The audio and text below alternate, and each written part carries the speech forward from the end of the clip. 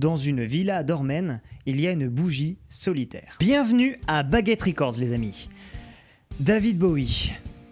Bowie, c'est un artiste majeur du rock et de la pop en général, qui officiait principalement dans le glam rock et dernièrement dans l'art rock, qui était un artiste avec un grand A qui a inspiré énormément de monde et leur a donné envie de faire de la musique.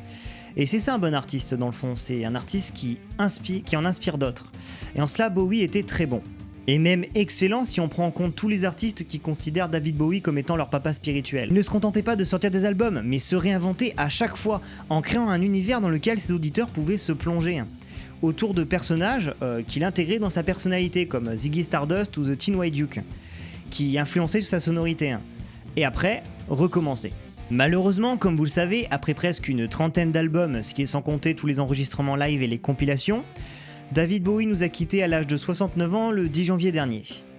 Mais il n'est pas parti sans rien nous laisser. En fait, il a même fait quelque chose d'extraordinaire puisqu'il nous a laissé un album d'au revoir. Puisque Black Star est sorti le 8 janvier 2016, soit 2 jours avant son décès, et qu'on sait maintenant qu'il est mort d'un cancer et donc que ce n'est pas arrivé d'un seul coup, ce qui veut dire qu'il a écrit et interprété cet album en sachant que ce serait sa dernière œuvre. Et on a même fait l'axe sur lequel tourne le CD. Et justement, venons-en. Alors cet album, Black Star, a été enregistré dans la ville de New York avec l'aide d'un groupe de jazz. Et du coup, justement, la particularité sonore de cet album, c'est cette sonorité jazzy qui est utilisée de façon rock et modulée dans tous les sens, presque torturée par des effets électroniques, qui donnent une ambiance magnifique et étrange, qui est à l'image de David Bowie. Les instrumentations et les harmonisations sont riches, ce qui rend cet album écoutable des centaines de fois avant de sentir la moindre impression de début d'ennui.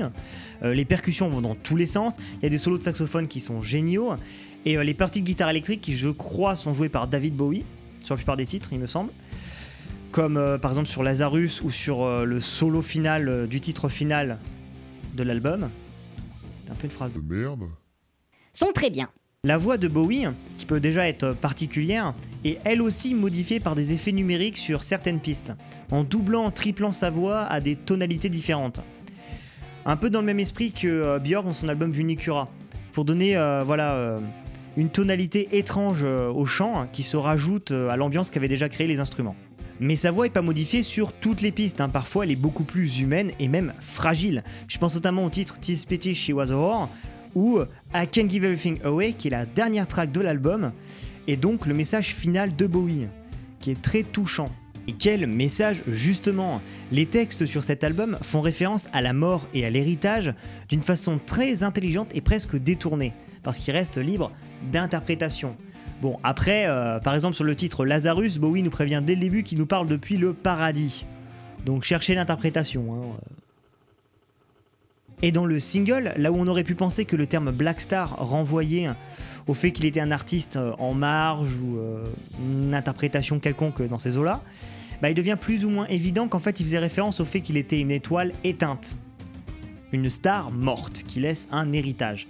Et ce message est d'autant plus accentué par le clip de cette musique, parce que oui, maintenant on parle aussi du clip, voilà, on fait ce qu'on veut.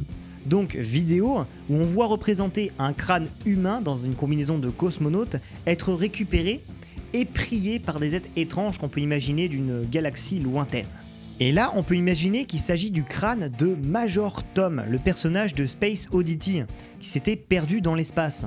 Et donc se dire que Bowie a mis sa fin en scène en montrant celle du Major Tom, qui est le personnage qu'il a fait connaître. La boucle est bouclée.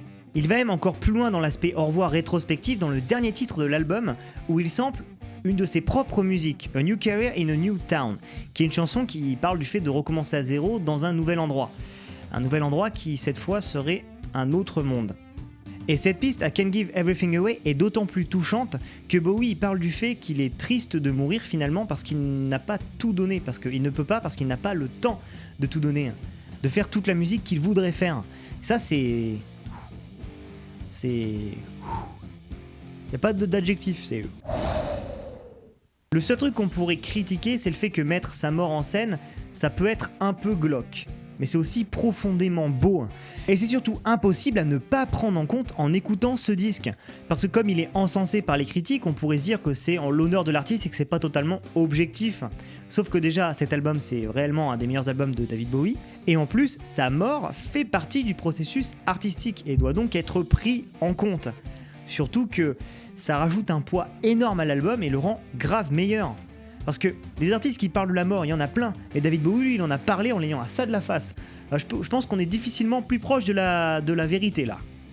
Bref, c'est un au revoir que Bowie nous fait avec classe et courage en face de la faucheuse, et on pourra dire qu'il a créé jusqu'à la fin. Cet album, c'est un peu l'objet familial que vous donnerez votre grand-père sur son lit de mort. Et c'est même pas que je vous conseille cet album triste et grandiose à 100%, mais c'est qu'il faut l'écouter. Surtout si vous allez mourir un jour. Et voilà, c'est tout ce que j'avais à dire sur ce dernier album du très regretté David Bowie. Et je tiens juste à rajouter que apparemment j'ai vu sur internet que Bowie a eu l'humour et l'intelligence de s'abonner à Dieu sur Twitter un peu avant de mourir. Ce qui est quand même hyper classe. Et surtout, n'oubliez pas que vous pouvez commenter la vidéo et me dire si vous avez aimé ou détesté cet album. Et si vous avez aimé la vidéo, vous pouvez mettre un pouce levé, c'est toujours sympa. Et même vous abonner à la chaîne si c'est pas déjà fait. Voilà. Allez, moi je vous dis à la prochaine.